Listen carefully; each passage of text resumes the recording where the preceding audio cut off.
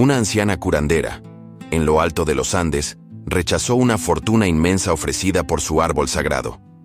La comunidad la llamó tonta.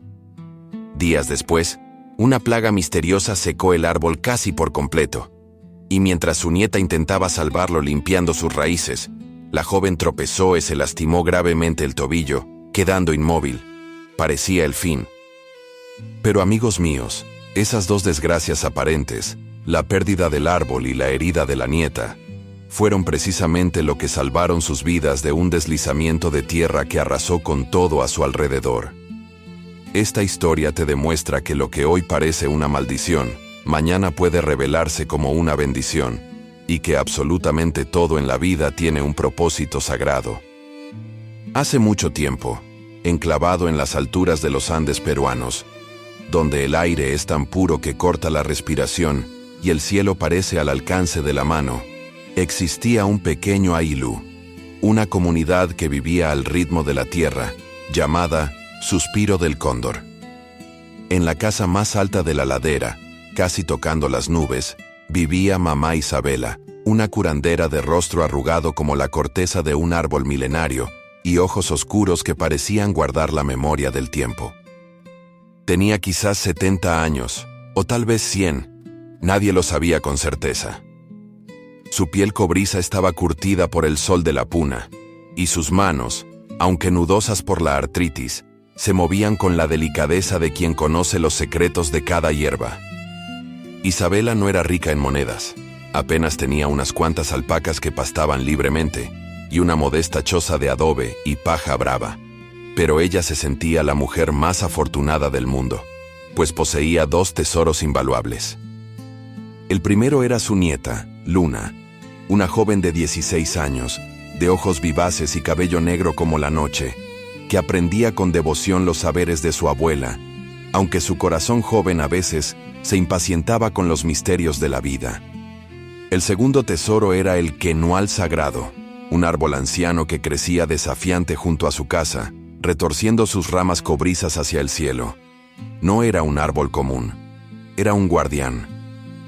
Su corteza rojiza se pelaba en finas capas, como si se desnudara ante el viento, y sus hojas pequeñas y resistentes eran el único verde que sobrevivía a las heladas más crudas. Pero su verdadero milagro residía en su savia, una resina espesa que, mezclada con las hierbas correctas, curaba las fiebres más rebeldes, cerraba heridas que parecían mortales y aliviaba el mal de montaña que castigaba a los viajeros. Para Isabela, ese árbol no era una propiedad, era un ancestro. Había sido plantado por sus tatarabuelos y había cuidado de su familia por generaciones. Ella le hablaba, le cantaba y le pedía permiso cada vez que necesitaba extraer su medicina. Luna había crecido bajo su sombra, escuchando las historias de la Pachamama que su abuela le susurraba mientras preparaban ungüentos. La joven sentía una conexión profunda con el árbol, pero también sentía la curiosidad del mundo moderno que llegaba a través de los pocos visitantes que se aventuraban tan alto. Para ellas, ese árbol era familia. Representaba la fe, la herencia y el pacto silencioso entre el hombre y la naturaleza. Era un recordatorio viviente de que la verdadera medicina no viene de frascos, sino de la tierra misma cuando se la trata con respeto. La fama de la curandera y su árbol milagroso se extendió más allá de las montañas, susurrada en los mercados de Cusco y Lima, hasta que un día, el eco de esa fama atrajo la codicia del mundo exterior.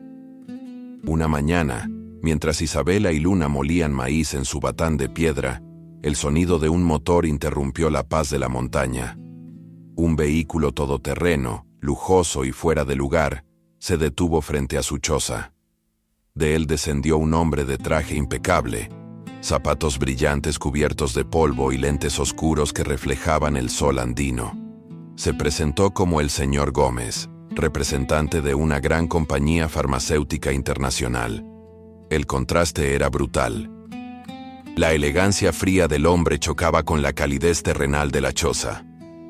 Los comuneros del Ayllu, que rara vez veían tales vehículos, comenzaron a reunirse a la distancia, murmurando entre ellos.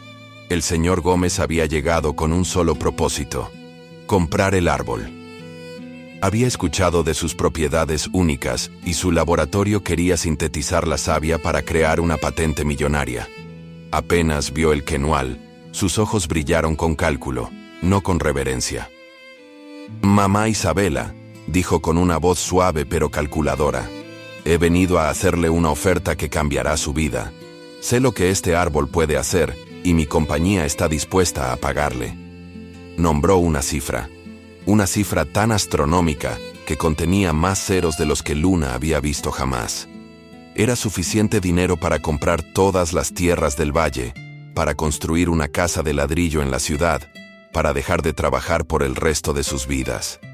El silencio cayó sobre la ladera. Los comuneros que espiaban abrieron los ojos con asombro. Luna contuvo la respiración, mirando a su abuela.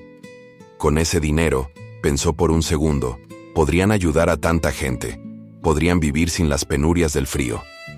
Pero Isabela, serena como siempre, ni siquiera parpadeó. Dejó su molienda, se limpió las manos en su pollera colorida y miró al hombre con la misma calma con la que miraba al cóndor volar. «Señor», dijo con voz firme pero dulce, «le agradezco su visita y su oferta generosa. Pero este árbol no está en venta». El señor Gómez frunció el ceño, incrédulo. «Señora, quizás no me entendió. Es una fortuna. Podría dejar esta choza y vivir como una reina». Isabela sonrió levemente. «Yo ya soy una reina aquí, señor. Mis reinas son las montañas y mi palacio es el cielo. El quenual no es mío para venderlo. Él es un guardián, un abuelo que nos cuida. La Pachamama nos lo prestó. Y nosotros no vendemos a nuestra familia». La negativa fue tan rotunda, tan simple y tan incomprensible para la lógica del hombre de ciudad, que éste se quedó sin palabras. Insistió un par de veces más, subiendo la oferta, hablando de progreso y ciencia, pero Isabela simplemente negó con la cabeza. «Lo que usted llama progreso, nosotros lo llamamos respeto, señor, y el respeto no tiene precio». Derrotado y ofendido, el señor Gómez subió a su vehículo, levantando una nube de polvo que tardó en asentarse, dejando tras de sí un silencio tenso. En cuanto el auto desapareció en la curva del camino, las murmuraciones de los comuneros estallaron. Don Carlos, el dueño de la única tienda de Lailú, un hombre que siempre medía la vida en sacos de papa y botellas de pisco, se acercó meneando la cabeza. «¿Estás loca, Isabela? Era dinero para sacar a toda la comunidad de la pobreza. Rechazaste la bendición de Dios». Otra mujer, doña Clotilde, añadió con veneno: «Siempre con tus cuentos de la Pachamama. Es solo un árbol, un montón de leña vieja. ¡Qué tonta! Seguirás pobre y curando con hierbas mientras el mundo avanza». Luna bajó la mirada, sintiendo el peso de la crítica. Por un momento, la duda la asaltó. ¿Y si tenían razón? ¿Y si su abuela había cometido un error por orgullo? Pero Isabela, tranquila como siempre, tomó su canasta y dijo: «Vamos, hija, las alpacas tienen sed». Continuó con su vida, como si nada hubiera pasado. Pero algo había cambiado. La semilla de la duda y la burla había sido plantada en la comunidad. La vida en el Lailú siguió su curso, pero la tensión era palpable. Cada vez que Isabela o Luna bajaban al mercado, sentían las miradas y los susurros. «Ahí va la millonaria de palo», decían algunos. «Prefiere abrazar un árbol que comer caliente», se burlaban otros. Luna intentaba ignorarlos, pero la humillación le quemaba las mejillas. Unas semanas después de la visita del señor Gómez, ocurrió la primera desgracia. Una mañana Luna fue al árbol como de costumbre para recoger algunas hojas secas para el fuego, y notó algo extraño. Un olor agrio como a vinagre y tierra mojada flotaba en el aire.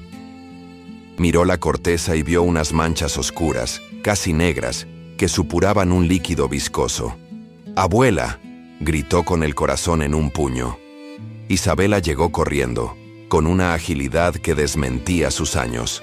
Tocó la mancha con sus dedos expertos, y su rostro, usualmente sereno, se contrajo en una mueca de dolor profundo. Era una plaga, un hongo agresivo que nunca antes había visto en las alturas. Se estaba comiendo al árbol desde adentro. El olor a descomposición se hizo más fuerte en los días siguientes. Las hojas, antes resistentes, comenzaron a amarillarse y a caer en mechones, dejando las ramas cobrizas desnudas y tristes. La savia, fuente de tantas curaciones, dejó de fluir. Era como ver a un miembro de la familia agonizar lentamente. Isabela y Luna hicieron todo lo que sabían. Prepararon cataplasmas de otras hierbas medicinales, le cantaron rezos antiguos, le llevaron agua pura del glaciar. Pero la plaga avanzaba implacable. El árbol sagrado, el guardián de generaciones, se estaba muriendo. La noticia corrió por el Ailú, como el viento helado de la puna. Y la burla, antes contenida, se volvió cruel y abierta. Cuando Isabela bajó a la tienda de don Carlos por un poco de quinoa, él la recibió con una sonrisa sarcástica. ¿Y ahora qué, mamá Isabela? ¿Dónde quedó tu magia? Rechazaste una fortuna por ese árbol y ahora la Pachamama te lo quita. Las risas en la tienda fueron como cuchillos. Miren a la gran sabia. Ni su árbol sagrado pudo salvar. Eso le pasa por orgullosa. Dios la castigó. Ahora no tiene ni árbol ni dinero. Luna, que acompañaba a su abuela, sintió lágrimas de rabia e impotencia. ¡Cállense!, quiso gritar, pero las palabras se atoraron en su garganta. Vio a su abuela, esperando una respuesta furiosa, una defensa. Pero Isabela, aunque sus ojos reflejaban una tristeza infinita, se mantuvo firme. Pagó su quinoa en silencio. Cuando salían, don Carlos le gritó desde la puerta: «Hubieras vendido esa leña cuando pudiste, vieja tonta. Ahora solo sirve para el fuego». Isabela se detuvo un segundo. Se giró lentamente y lo miró. Su voz fue baja pero resonó en el aire frío. «Don Carlos, no apresure su juicio. La vida tiene caminos que no entendemos. Lo que hoy parece un castigo, mañana puede ser una lección. ¿Quiénes somos nosotros para saber más que el Gran Espíritu?» Algunos callaron, sorprendidos por su calma, pero otros redoblaron sus burlas. «Ahora se cree profeta. La miseria la enloqueció». Esa tarde, mientras regresaban en silencio por el camino empinado, Luna no pudo más. «Abuela, ¿por qué no les dijiste nada? ¿Por qué dejas que nos humillen? Perdimos lo más valioso que teníamos». Isabela se detuvo y la miró con ternura. «Hija, no digas que lo perdimos. Solo está enfermo. Y no digas que es bueno o malo tan rápido. El tiempo mostrará lo que significa esta pérdida. La fe no se mide cuando todo va bien, Luna. Se mide en la oscuridad, cuando solo queda confiar». Luna, en silencio, no comprendió. Su corazón joven solo sentía la injusticia y la pérdida. Pasaron las semanas. El árbol parecía un esqueleto retorcido contra el cielo. La plaga se había detenido, pero el daño estaba hecho. La mayoría de las ramas estaban secas. Isabela seguía cuidándolo, regándolo con paciencia, aunque muchos lo daban por muerto. Entonces, algo inesperado comenzó a suceder. En un último esfuerzo desesperado por encontrar agua y nutrientes, el árbol comenzó a soltar nuevas raíces. Pero no eran raíces profundas, eran raíces superficiales, gruesas y nudosas, que se extendían por la ladera como los tentáculos de un pulpo, aferrándose a la tierra seca. Para los aldeanos, era la confirmación de la muerte. «Miren eso», decía don Carlos, «se está pudriendo desde la raíz, está desesperado». La gente iba a ver el fenómeno como si fuera una atracción macabra, riéndose de la terquedad de Isabela por seguir cuidando un cadáver de madera. Pero Isabela, al tocar las nuevas raíces, sintió algo. «No están muertas, Luna», susurró un día. «Están vivas, están luchando». Luna, al ver las raíces, sintió una mezcla de desesperanza y una chispa de la fe de su abuela. Vio que entre las raíces nuevas y gruesas, muchas raíces viejas y más pequeñas estaban secas y quebradizas por la plaga. Una idea nació en su corazón, una necesidad de hacer algo, de participar en esa lucha. «Abuela, dijo con determinación. Si el árbol está luchando, yo también debo hacerlo. Esas raíces viejas y secas le estorban, están podridas. Voy a limpiarlas, voy a cortar lo muerto para que lo vivo tenga fuerza. Isabela la miró, reconociendo esa chispa de sabiduría activa. Hazlo con cuidado, hija. Pide permiso a la tierra. Al día siguiente, Luna despertó con una nueva misión. Tomó el machete afilado de su abuela y comenzó el arduo trabajo. Durante días, bajo el sol implacable, se dedicó a limpiar la base del árbol. Era un trabajo agotador. Tenía que moverse con cuidado entre el laberinto de raíces nuevas y fuertes para alcanzar las viejas y podridas. El sudor le corría por la frente, sus manos se llenaron de ampollas. A veces, los aldeanos pasaban y gritaban burlas. ¿Estás podando un fantasma, niña? Mejor corta leña para el invierno. Pero Luna apretó los dientes y siguió. Se sentía conectada al árbol, como si su esfuerzo fuera el esfuerzo de él. Una tarde, mientras intentaba cortar una raíz podrida especialmente gruesa, que estaba enredada bajo una de las nuevas raíces vivas, ocurrió la segunda desgracia. La raíz viva, tensa y fuerte como un cable de acero, se movió bajo su peso. Luna perdió el equilibrio.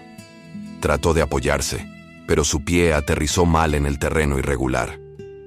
Un crujido seco resonó en el silencio, seguido de un grito de dolor agudo que hizo eco en las montañas. Luna cayó al suelo. Un dolor insoportable, blanco y caliente, le subió por la pierna.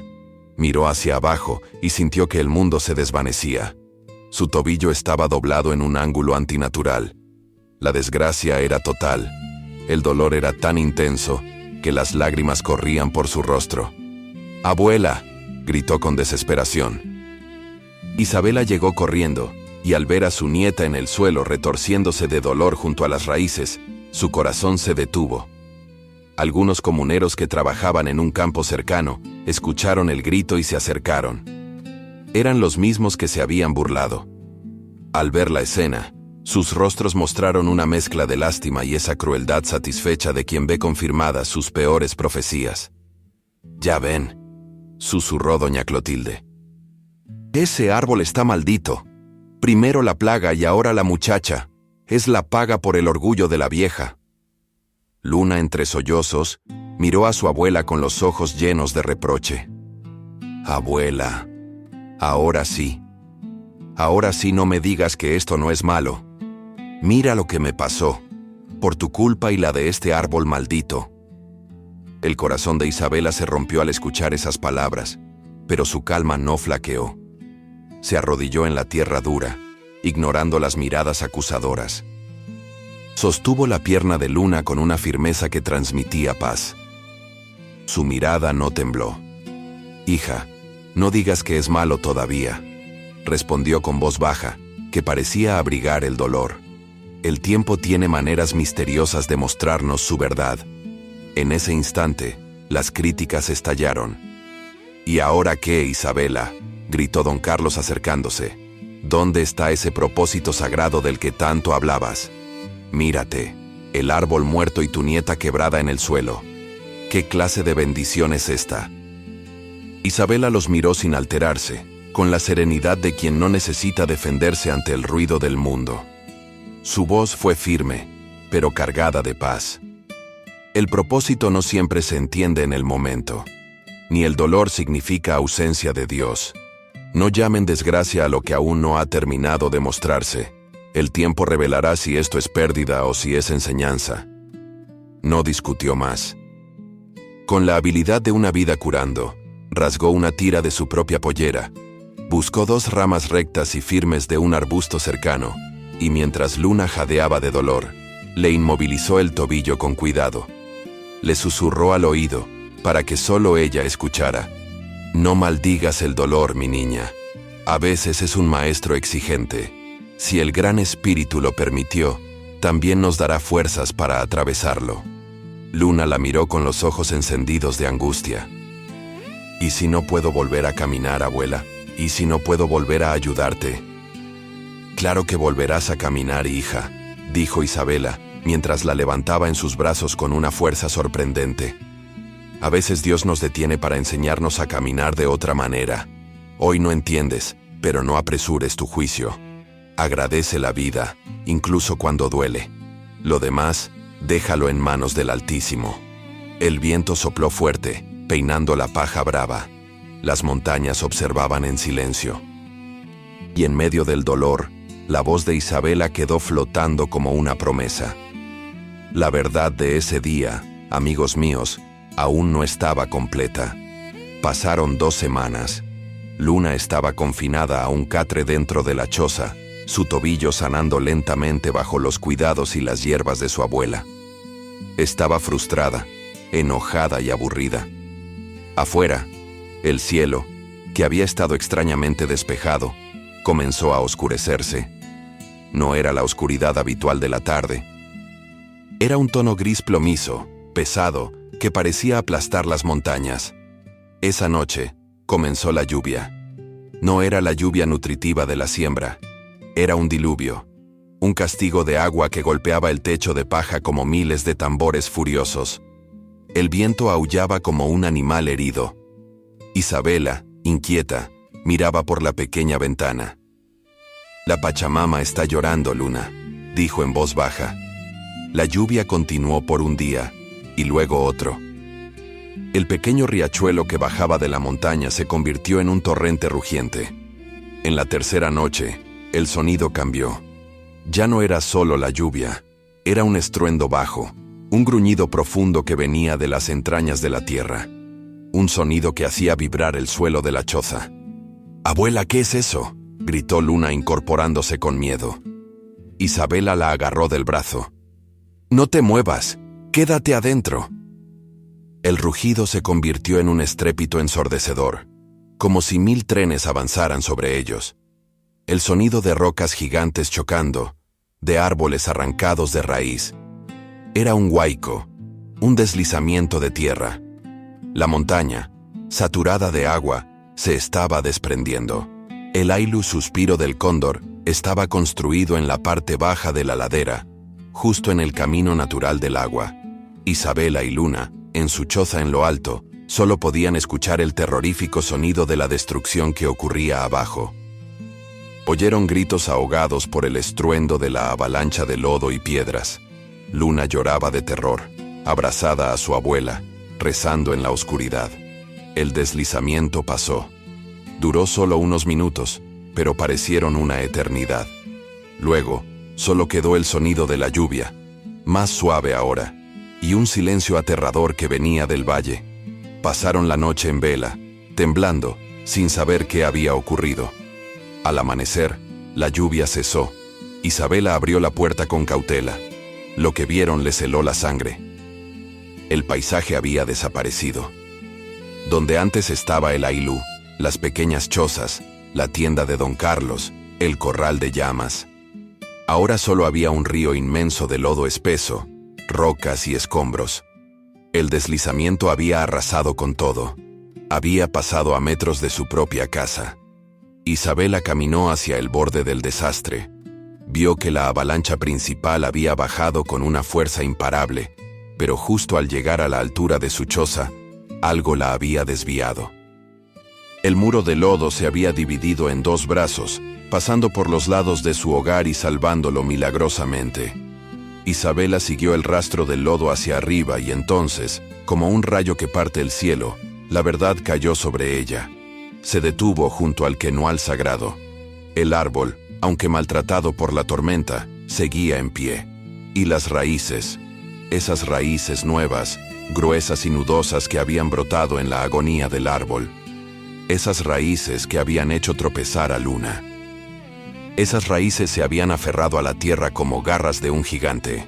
Habían actuado como un muro de contención natural, un dique tejido por la propia tierra. Habían sido lo suficientemente fuertes para desviar la fuerza principal del huaico, partiendo la avalancha y protegiendo la casa. La plaga no fue un castigo, fue una advertencia. El árbol, sintiendo la inestabilidad de la tierra, usó su última energía para anclarse, para proteger. Y el accidente de Luna. «Abuela, llamó Luna desde la puerta, su voz temblando. Isabela se volvió, con lágrimas de reverencia corriendo por sus arrugas. «Luna, mira, mira las raíces». Luna cojeó hasta el borde, apoyándose en un bastón, y lo vio. Vio la pared de raíces entrelazadas, cubiertas de lodo, firmes como una fortaleza. Entendió. Si su tobillo no se hubiera roto, ella habría estado abajo, en el pueblo, ayudando a don Carlos o visitando a sus amigas. Habría sido arrastrada con todos los demás. La plaga que secó el árbol fue la que generó las raíces que salvaron la casa. Y la raíz que rompió su tobillo fue la que la obligó a quedarse en esa casa, salvándole la vida. Lo que parecía una maldición doble, había sido una salvación doble. Si sientes que esta historia te está hablando directamente, si estás pasando por algo que no entiendes, escribe en los comentarios. Todo tiene un propósito sagrado. Y si quieres más historias como esta, que nos recuerdan que la fe ve más allá de lo evidente, suscríbete ahora. Horas más tarde, comenzaron a llegar. Figuras cubiertas de lodo, temblando de frío y de shock. Eran los pocos sobrevivientes del Ailú, aquellos que vivían en las partes más altas del pueblo y que habían logrado correr. Entre ellos estaba don Carlos. Había perdido su tienda, su casa, todo. Su rostro, antes arrogante, estaba quebrado por el dolor y la incredulidad. Vieron la casa de Isabela, intacta, como un santuario en medio de la devastación. Vieron las raíces del árbol que habían despreciado. Se acercaron en silencio, ya no con burla, sino con un respeto sobrecogedor. Don Carlos se detuvo frente a Isabela. Sus labios temblaban. «Isabela, nosotros nos reímos de ti. Te llamamos tonta». Su voz se quebró. «Pero míranos ahora. Tu árbol nos salvó a los que estábamos cerca. Y tu nieta está viva. Nuestros hijos». No pudo continuar. El silencio que siguió no fue de burla, sino de comprensión. Entendieron que la fe de aquella curandera humilde había visto más lejos que sus juicios apresurados. Lo que parecía orgullo era sabiduría. Lo que parecía pérdida, en realidad era protección divina. Don Carlos cayó de rodillas. «Perdónanos, mamá Isabela. Tu fe era más fuerte que nuestras monedas». Isabela, con los ojos tranquilos y la voz firme, miró a Luna, que lloraba en silencio, pero esta vez de comprensión. «Hija», le dijo, «¿ves? Lo que parecía una desgracia, al final se convirtió en salvación. La plaga en el árbol dolió, pero nos dio raíces fuertes. Romperte el tobillo dolió, pero te libró de la muerte. Así es la vida. Nunca sabemos qué significa realmente cada cosa hasta que el tiempo lo revela». Luna, con lágrimas limpiando el polvo de sus mejillas, respondió con un nudo en la garganta. «Abuela, ahora lo entiendo. Yo renegué el día que tropecé con esa raíz. Maldije mi suerte. Pensé que todo había terminado para mí. Pero si no hubiera sido por ese dolor, hoy no estaría aquí contigo. Mis amigos». Don Elías apoyó una mano en el hombro de su hijo. «Perdón». Isabela apoyó una mano en el hombro de su nieta y continuó con ternura, pero con una fuerza que calaba en el alma. «Hija, por eso te dije que no llames malo a lo que aún no ha terminado de mostrarse. El Creador, la Pachamama, escriben con líneas que nosotros no entendemos al principio. Ellos ven más lejos que nuestros ojos y saben más de lo que nuestro corazón soporta. Todo lo que permiten, lo permiten con un propósito sagrado». Luna bajó la cabeza conmovida y dijo en voz baja: «Perdóname, abuela. Dudé de tus palabras, dudé de tu fe, pero ahora veo que estabas en lo cierto. Dios nunca nos abandonó, solo nos estaba guiando por un camino que yo no entendía». Isabela la abrazó con fuerza y con lágrimas contenidas susurró al oído de su nieta: «Nunca olvides esto, Luna. La vida no se mide por lo que tenemos o lo que perdemos, sino por la confianza que ponemos en el Creador. Lo que hoy duele, mañana puede salvarte. Lo que hoy parece bendición, mañana puede probarte. Por eso agradece en todo tiempo, porque todo, absolutamente todo, tiene un propósito. En ese instante, el silencio de la montaña devastada se volvió solemne. El viento acariciaba las ramas heridas del quenual, como si confirmara aquellas palabras eternas. Y en el corazón de Luna nació una fe nueva, una fe que ya no dependía de lo que veía, sino de lo que aprendía a confiar. Pasaron los meses. El Ailu suspiro del cóndor comenzó a ser reconstruido, pero esta vez más arriba en la ladera, alrededor de la casa de Isabela. El quenual sagrado, aunque marcado por la plaga y la tormenta, comenzó a brotar de nuevo.